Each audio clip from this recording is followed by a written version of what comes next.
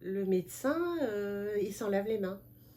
Ça y est, c'est fini, son rôle est terminé. Je parle du médecin généraliste ou même du spécialiste d'ailleurs. Lui, c'est plus son problème. Il n'a pas trouvé de raison, enfin, en tout cas, il pense qu'il n'a pas trouvé de raison organique. Donc, c'est du ressort de la psychologie, de la psychiatrie. En tout cas, c'est plus de son ressort. Et c'est peut-être justement là le moment où il faut se dire, bah, est-ce que c'est pas le syndrome de fatigue chronique encéphalomyélique de son vrai nom. Le problème, c'est que pour dire ça, bah, faut le savoir, faut le connaître.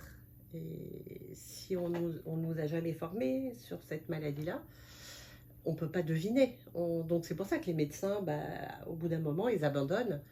Ils pensent même pas une seconde à cette possibilité. Moi, je me souviens dans mes études, j'ai dû en entendre parler. Je sais pas, je sais que ça m'a traversé l'esprit. Je peux y avoir pensé, mais c'est en très petite quantité, quoi. On n'a pas élaboré le sujet, bah, tout simplement parce que c'est pas quelque chose qui accroche.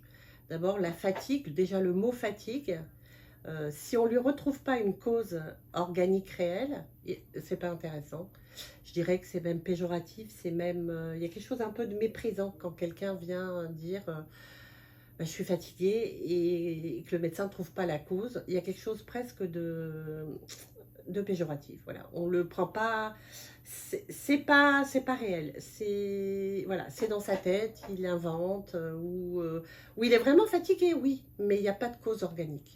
Voilà, donc c'est un peu embêtant parce que on passe à côté sûrement de plein de choses, euh, sachant qu'après bah, le patient se retrouve bah, seul et donc il se dit bon je vais aller voir un autre médecin. Donc il y a une errance médicale qui se crée. Pendant ce temps, le patient, les semaines, les mois, les années passent et il n'avance pas, il s'aggrave même parce qu'il ne sait pas comment gérer sa maladie. Et donc, il y a une errance médicale considérable jusqu'à temps qu'il tombe sur quelqu'un qui le guide, qui l'oriente et qui l'aide.